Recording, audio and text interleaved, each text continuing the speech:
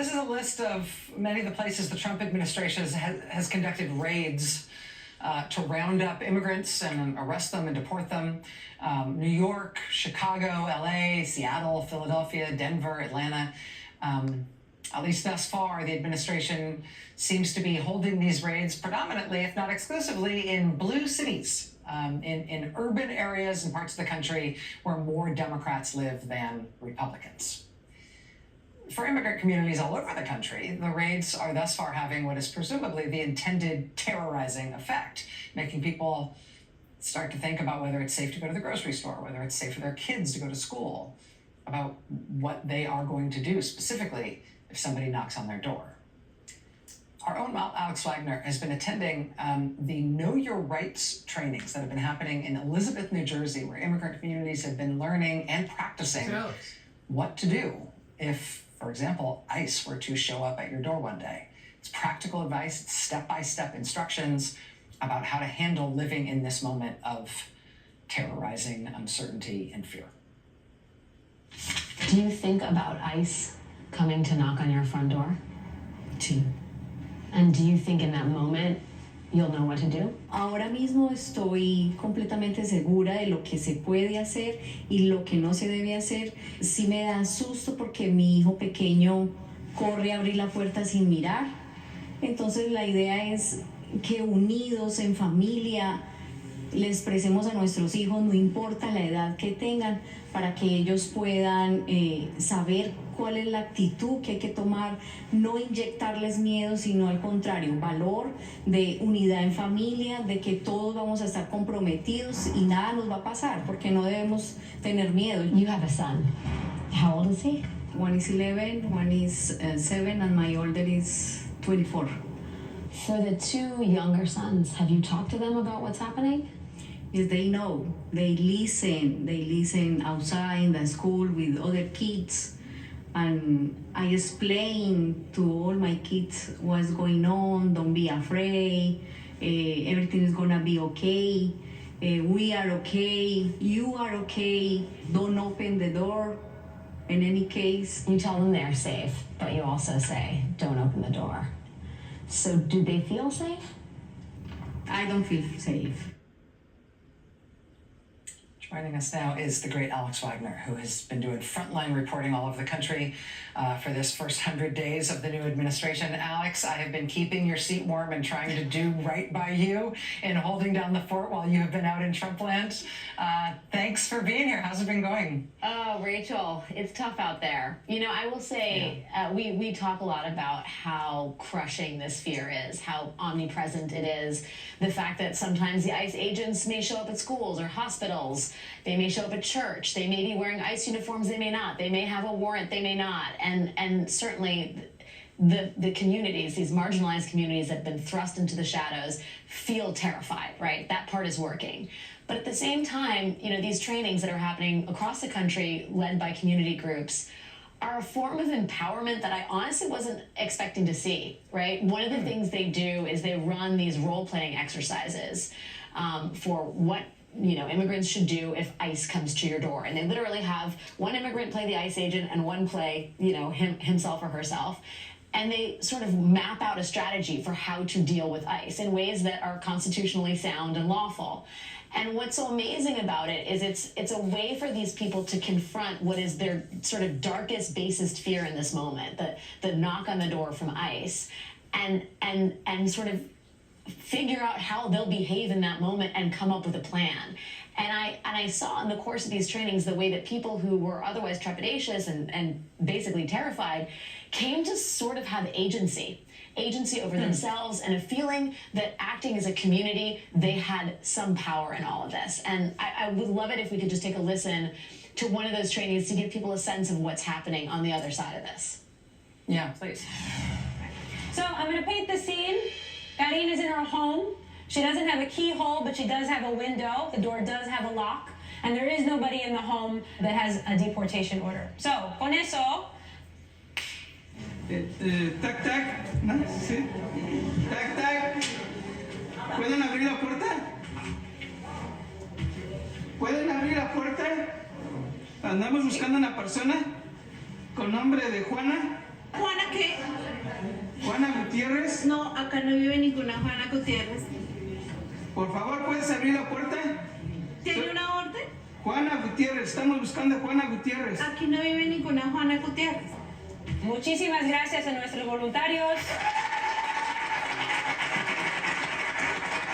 There will never be enough lawyers in this movement to keep us safe. And so it is incredibly important that we remember that these trainings are like muscle memory. The same way children do fire drills and now they walk out of the school and they're texting, they're not even thinking. That's the sort of muscle memory we want to build here. Rachel, there's obviously the political sort of aspect of all this. Trump can basically deport whoever he wants, but there's the story of human suffering that is part of this. And what really struck me about this is it's the essence of human resilience, right? These people have not given up on America. They still believe in the Constitution. They want to be part of our democracy, and they want to exert their equal rights under the law. It was pretty extraordinary. It is extraordinary. It's amazing to see it as it's happening. We've been reporting, all week long for this last couple of weeks about all the different kinds of pushback that are happening, all of the different kinds of friction that are being created for this administration. People defending their own communities, defending their own families, defending themselves within the Constitution, within the law, and not being as hard a target as possible for this stuff is a really, really, really big part of that. It's really moving to see, Alex. Thank you for going and for filming it and for coming here to show it to me. Thank you for giving it some airtime, Rachel. I appreciate it. All right. We're going to go back now to this breaking news that we have just started to cover, which is a plane crash in Washington, D.C. We have a little bit more information than we previously had just moments ago when I first brought you news of this crash. These are still preliminary reports, but this is a serious incident.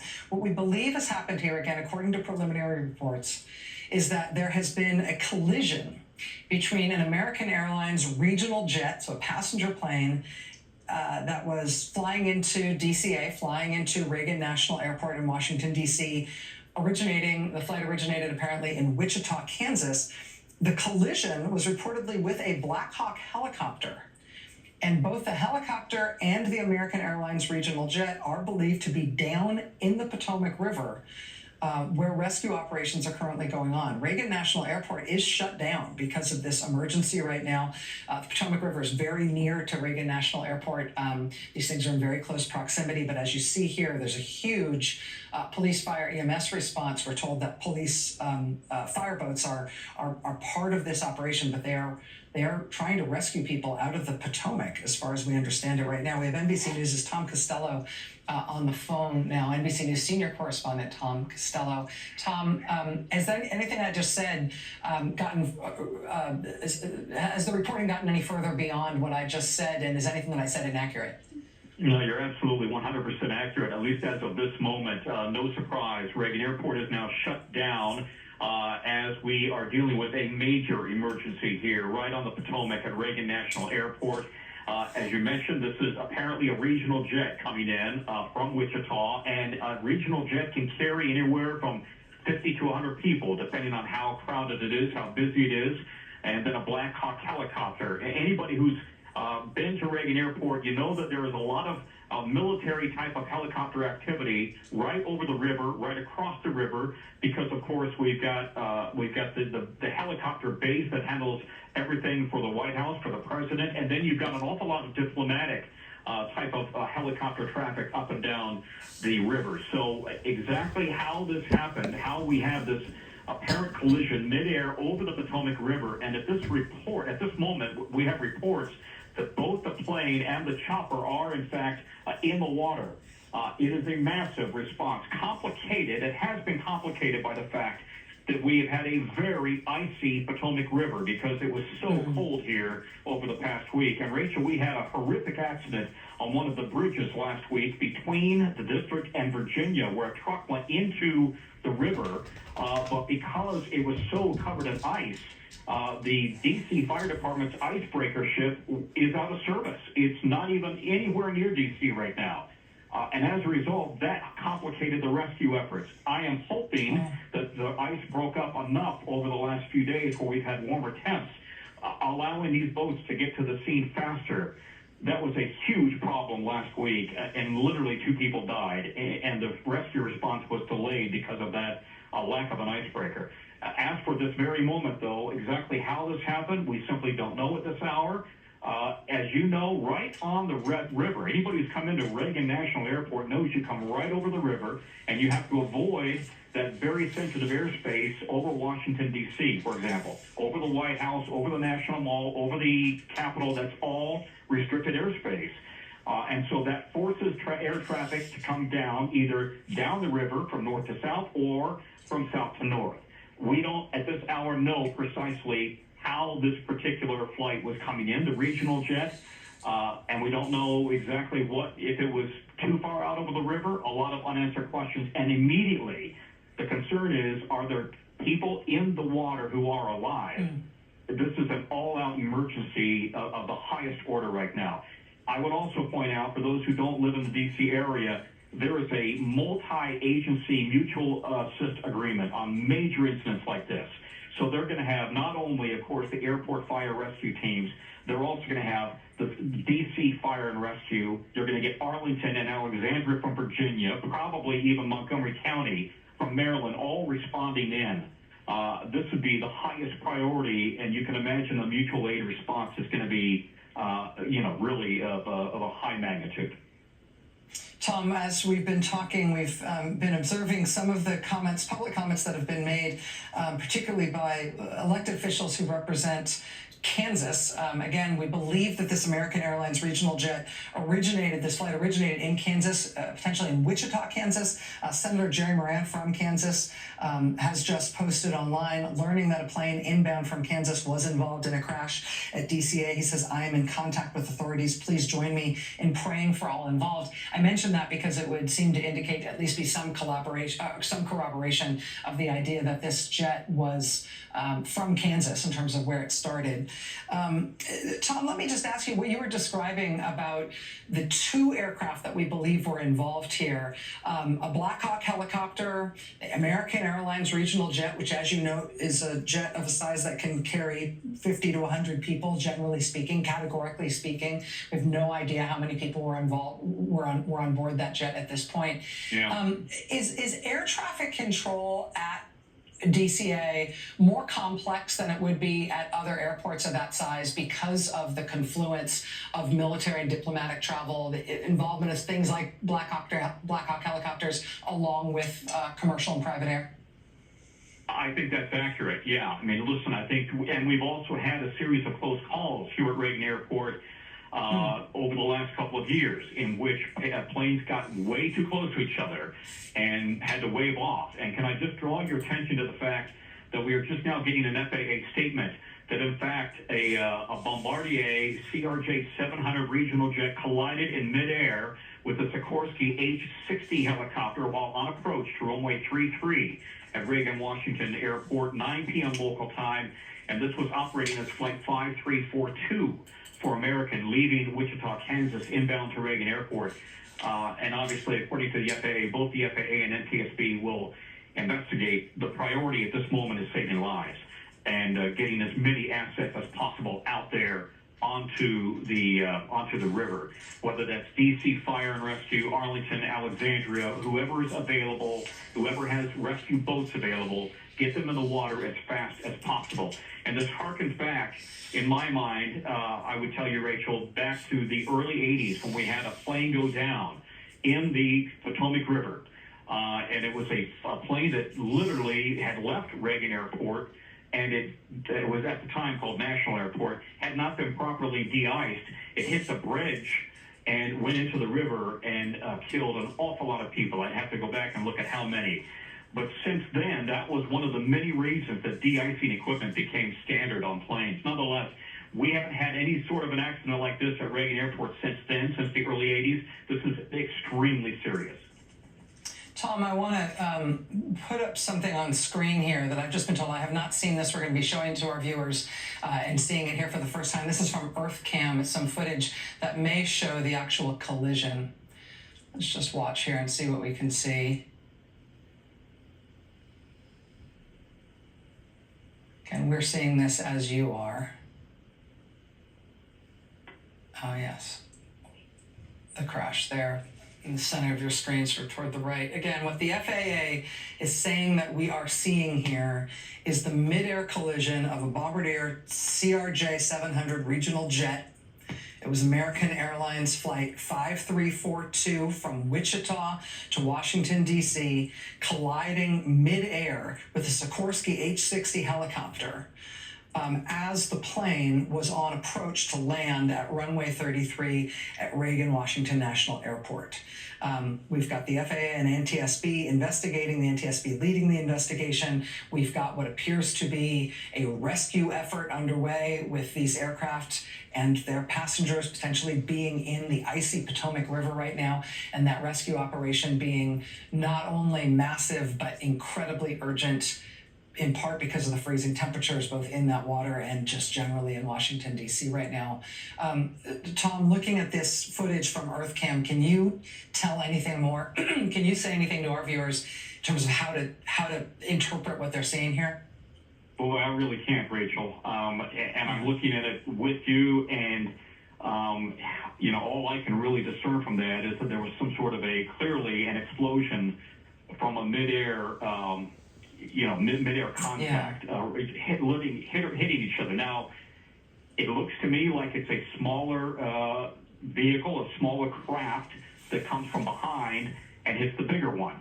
But boy, that's very speculative at this point. That shot is taken from such a long way away, and you can see there are other planes, other air traffic in the air as well. Exactly. Yeah. So the thing that catches your attention first is a plane that's not involved in the collision that appears to be taking off in the foreground. You see there, that's the thing that's brightest. But then below it is where you see two smaller lights effectively come together. They're at a relatively low altitude compared to the other things you can see. You've got a little context there in terms of the bridge traffic over the Potomac, and then they go down. It's just very distressing to see this. Tom, can I also ask you talked about the scale of the response and the different agencies that you would expect in terms of fire, police, EMS, and rescue that'd be responding from surrounding communities. If this is a military copter, would you also expect that the U.S. military might be involved in some of these initial rescue efforts, if this is their personnel, if these were their pilots? I would imagine that any military assets that are nearby would immediately respond, especially from that helicopter base that's so close right across the river. Listen, this city has no shortage, as you know, of police agencies, and this is going to be an all-hands-on-deck emergency. The priority is to let's hope there are survivors, get people out of this icy water as fast as possible. But if it's in the middle of the river, that really is, and of course the river is moving. They need to try to get that, whatever vehicle, whichever plane or chopper, if there's any craft that has the potential for having people inside, they've got to move fast. Yeah. Let's reset and let people know what they're looking at here. This is live footage that you're seeing here with the red and blue lights flashing. This is obviously a large emergency response for what appears to be a major emergency at D.C. National Airport, Reagan National Airport in Washington, D.C. That airport is shut down. The airfield is closed. All runways are closed at Reagan National Airport. American Airlines Flight 5342. It was operated by PSA Airlines, but it was operating as American Airlines Flight 5342, taking off from Wichita, intending to land at Reagan Washington National Airport around 9 p.m. It was approaching runway 33, according to a preliminary statement from the FAA. And it collided, according to the FAA, in midair with a Sikorsky H-60 helicopter. The geography of Reagan National Airport is such that collision upon approach to that runway appears to have put